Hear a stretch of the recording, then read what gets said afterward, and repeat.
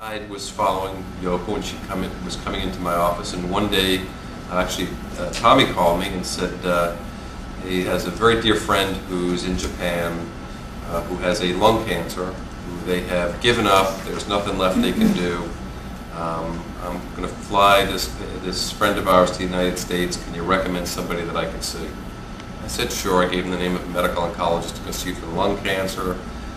She eventually got radiation, intra-bronchial radiation, where they go through the windpipes and do the radiation there. She got radiation to her lungs. And I spoke with the radiation therapist and I spoke with the medical oncologist, and they both told me that we were talking about days at best. They also told me that there was no way she would ever eat again, that the tumor was pressing on her esophagus. She just would never eat, and she'd be lucky if she could get a sit down. I saw Tomi again, and I saw Yoko, and I just happened to say, well, how's your friend from Japan? Because I had heard this news about maybe it was 6 or 8 weeks before I saw Yoko back in the office. And she said, you know, it's an amazing thing. So what's an amazing thing? So, well, not only is she alive, she has no pain, which was a big component to what she had. She was eating, she was breathing, and she was feeling a lot better.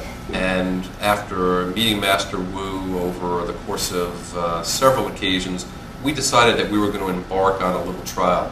And the trial was going to be in patients of mine that I know that conventional medicine really had very little left to offer them. We have really completed the trial, and I will tell you I'm not going to give you all the information yet, other than to say that there are several things that became very apparent with regards to Qigong therapy. Number one is it certainly doesn't hurt anybody, and more importantly than not hurting anybody, if Qigong therapy does anything, it clearly, probably the easiest thing for Qigong to do is to take pain away. I'll just cite the first patient that I asked Master Wu to come see.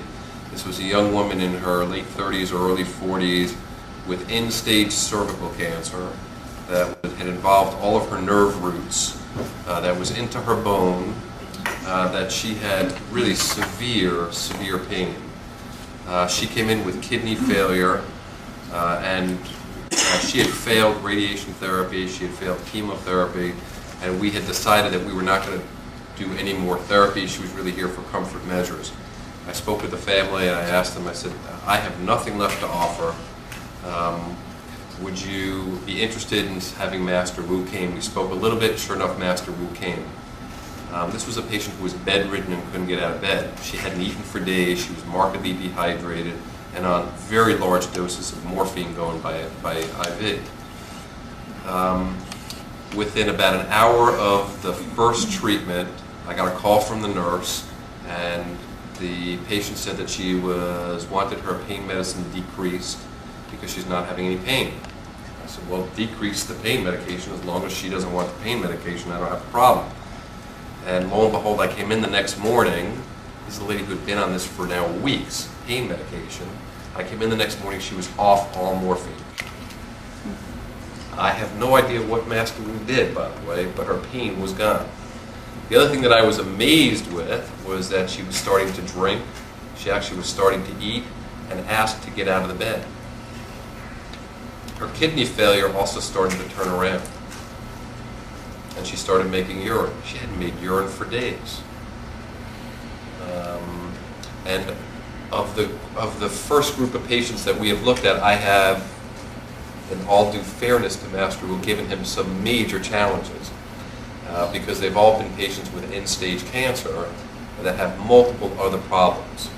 And there is no question in my mind that he has led to a prolongation of quality life, and that these people clearly live longer than I ever would have expected anybody to live, and they lived a quality of life that was pain-free. I'm so intrigued by Qigong therapy that those of you may know the National Cancer Institute is also very interested, and now in fact has a branch of the National Cancer Institute dedicated and devoted to the investigation of alternative therapies. I've spoken with Master Wu, and I actually want to now submit a formal grant to the NCI so that we can now try to put together Eastern and Western medicines to see whether or not there's really a role here for alternative therapies in what we do for a living. Let me also say that one of my real skeptics